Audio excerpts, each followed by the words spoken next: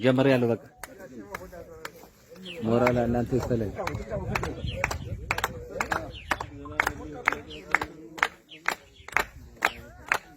ወረዳ ተጣጣፈ የሚሊሻ አባላት ወደ ፋኖ እየተቀላቀሉ ይገኛሉ።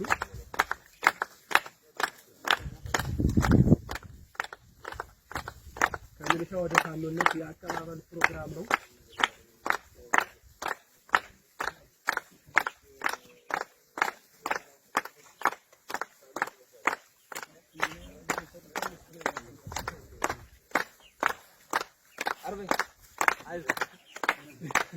እንኳን ደህና መጣችሁ፣ እንኳን ደህና ገባችሁ ወደ ፋኖ እንኳን ለመቀላቀል አበቃችሁ እያልን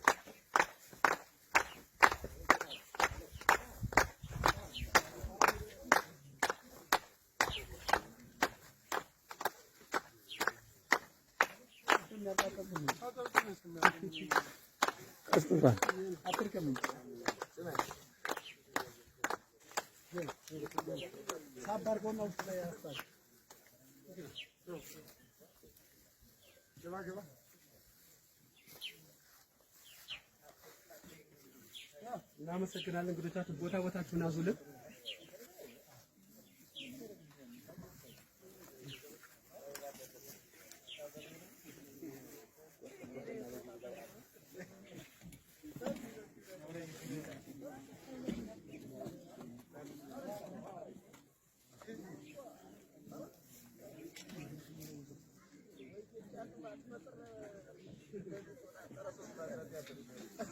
እናመሰግናለን።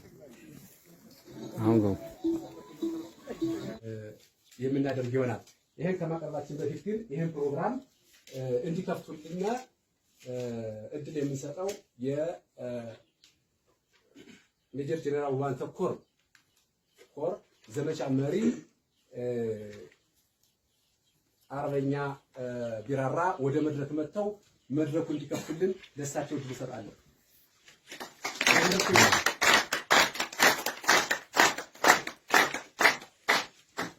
እንደምን ዋላችሁ?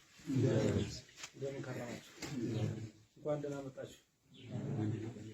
እንግዲህ ወንድሞቻችን ብዙ ጊዜ ስንዋጋ ስለሳችን ወንድማማቾች ነን ታውቃላችሁ። አንድ ሀገር ሰው አንድ አማራ ሆነን ስለሳችን እየተገዳደልን ቆይተናል። ወንድሞቻችን የእርስ በርስ ግድያ ይቅር ብላችሁ ወደኛ ስለመጣችሁ እጅግ አድርገን እናመሰግናችኋለን። ለቀሪ ወንድሞቻችሁ እንዲመጡና የአማራ ፋኖን ተቀላቅለው እንዲታገሉ ጥሪ እንድታቀርቡ ነው ጥሪ የማስተላልፈው። እኔ በጣም እጅግ አድርጌ አመሰግናችኋለሁ። እንግዲህ እንደምታውቁት እነ ብርሃኑ ጁላ የተናገሩት አለ እስበሱ እናጋድላለን ብለዋል።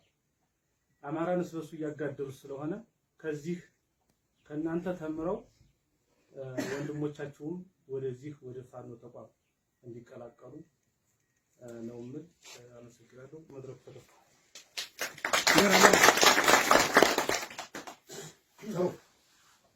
ከዚህ በመቀጠል የተወሰነ መነሻ ሀሳብ የሚሆን ነገር ለማቅረብ ነው።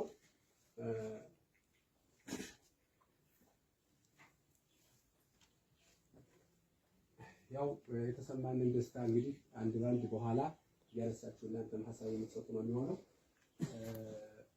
ፋኖ ማለት ምን ማለት ነው?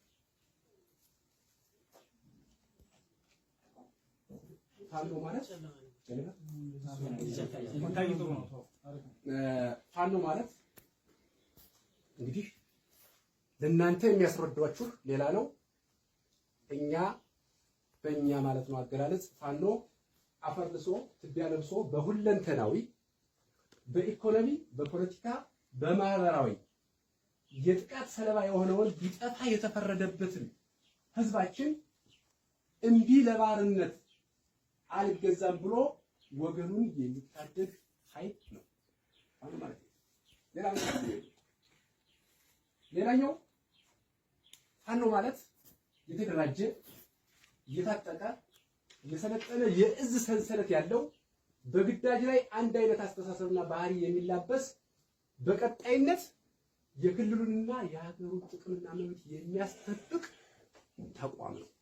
ይሄው ፋኖ ማለት ይሄ ሌላ ጽንሰ ሀሳብ እምቢ አለ፣ ፈነነ፣ አልገዛም አለ።